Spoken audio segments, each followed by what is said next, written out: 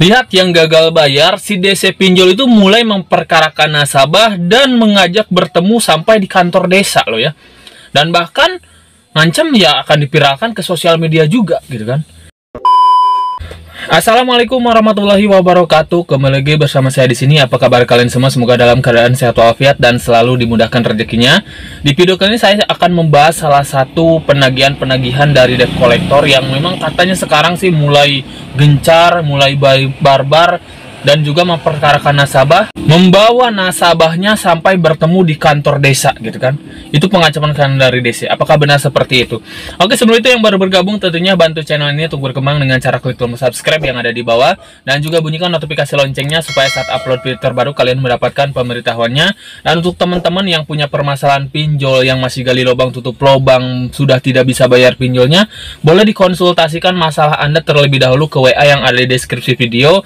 Kita bantu kalian bebas dari pinjol. Yang pertama bantuannya adalah mulai dari edukasi, pemahaman tentang resiko pinjol seperti apa, hukum pinjol seperti apa, supaya kalian nggak ketakutan, nggak terpuruk, nggak stres, nggak depresi, bahkan sampai melakukan tindakan-tindakan yang tidak diinginkan. Itu yang kita hindari teman-teman ya.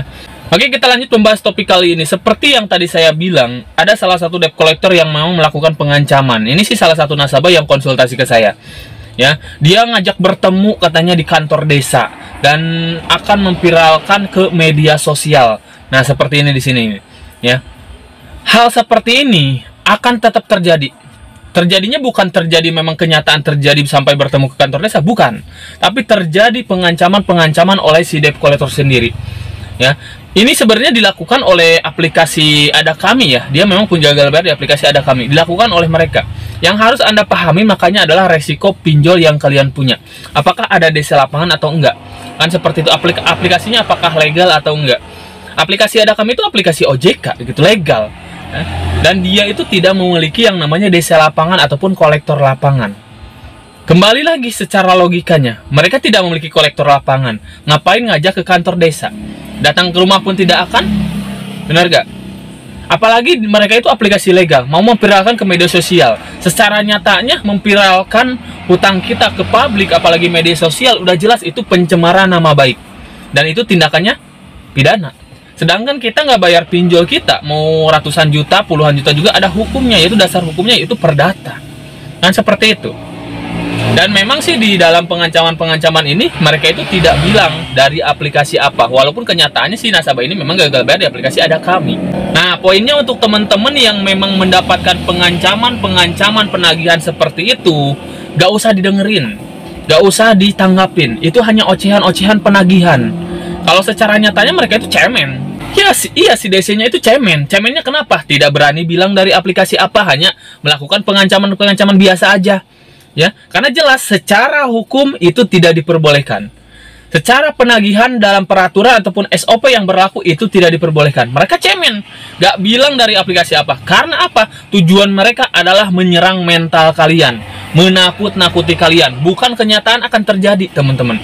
Jadi teman-teman santai aja. Ini hanya bentuk penagihan online aja, bentuk penekanan mental aja, gitu kan? Karena jelas, mereka itu jelas secara 100% nggak berani bilang juga dari aplikasi apa. Apalagi kan dari aplikasi legal seperti ini. Kalau ilegal beda lagi teman-teman. Kalau ilegal itu dengan pengancamannya, dengan kata-kata kasar langsung ya. Kata-kata kasar, kata-kata binatang keluar semua. Kalau ilegal. Kalau legal pasti hanya sebatas ini aja. Memang tidak terlalu kasar gitu kan. Jadi jika teman-teman mendapatkan pengancaman seperti itu ataupun lainnya lah dari DC-DC pinjol, gak usah ditanggapin, gak usah didengarkan. Itu hanya sebuah bentuk tagihan-tagihan online, pengancaman-pengancaman online yang memang tujuannya untuk menyerang mental kalian. Intinya kalian memang lagi dalam fase gagal bayar, gak bisa bayar, fokus aja di kehidupan sehari-hari Anda ya, untuk memperbaiki ekonomi Anda. Jangan ibaratnya menanggapi penagihan-penagihan seperti ini, percuma, hanya akan merusak pikiran Anda dan juga mental Anda.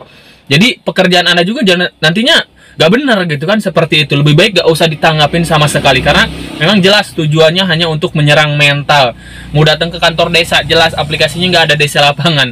Dalam peraturan juga kalau memang harus datang ke nasabah, itu ya ke rumah. ke alamat yang bersangkutan. Ngapain harus diadili di kantor desa? Lucu itu seperti itu teman-teman ya. Jadi jangan mudah dibodoh-bodohin, jangan mudah dipengaruhi oleh penagihan-penagihan yang memang kadang tidak masuk logika ya. Kalau logika saya nggak masuk sama sekali. Tapi kalau teman-teman mungkin ya yang awam, mungkin akan merasa takut, merasa panik ya. Jadi fungsinya, jadi poinnya sih jangan menanggapin aja. Karena ini hanya bohong semata, gosip semata, semuanya bohong. Ya seperti itu. Ya supaya mental Anda aman, lebih baik gak usah dilihat sama sekali, lebih baik hapus. Karena memang kenyataannya juga ini gak terjadi sama sekali. Bohong aplikasinya juga ada DC lapangan.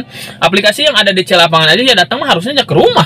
Ngapain dibawa ke kantor desa? Lucu seperti itu teman-teman ya. Apalagi kadang banyak juga yang melakukan pengancaman, mau datang ke rumah, konfirmasi RT RW, siapkan materai 10.000 seolah-olah resmi gitu. Padahal itu bohong semuanya ya. Ya, bohong semua, 100% bohong ya. Itu yang harus kalian pahamin. Jadi kalian lebih baik fokus aja di kehidupan sehari-hari Anda, gak usah nanggapin penagihan-penagihan, gak usah nanggipin ocehan-ocehan penagihan. Karena mereka juga cemen semua, gak berani bilang dari aplikasi apa, yang memang hanya melakukan pengancaman-pengancaman, penekanan-penekanan, apalagi yang bilang mau viralkan di media sosial. Jelas tindakan mereka itu secara hukum pidana. Ya, pencemaran nama baik, penyebaran data itu pidana secara hukum. Dan mereka nggak akan melakukannya karena mereka tahu itu secara hukum pidana. Tapi mereka hanya melakukan pengancaman-pengancaman aja ke Anda. Secara nyatanya tidak akan terjadi, tidak akan dilakukan. Seperti itu ya, karena jelas ya, itu secara hukum jelas dilarang ya. Kalau teman-teman mendapatkan pengancaman-pengancaman, lakukan pelaporan ke AEVI ya. Di situ sudah ada formnya, silahkan lakukan pelaporan aja. Dan teman-teman jika punya permasalahan pinjol, dikonsultasikan aja ke WA yang ada di deskripsi video. Kita bantu bebas dari pinjol dengan aman, dengan tenang. Karena ketenangan itu ya butuhnya edukasi, pemahaman tentang pinjol itu sendiri. Supaya kalian nggak mudah dibodoh-bodohin, nggak mudah ditakut-takutin. Jelas, kita nggak bayar pinjol mau puluhan juta, ratusan juta juga, hukumnya cuma perdata. Gitu aja. Dan perdata untuk pinjol nggak ada yang dibawa ke pengadilan. Ya, simple semuanya juga. Cuman tinggal bagaimana kita menghadapinya aja, teman-teman ya. Jadi nggak bisa, konsultasikan aja sekarang, teman-teman ya. Oke, mungkin sedikit informasinya. Saya pamit. Assalamualaikum warahmatullahi wabarakatuh.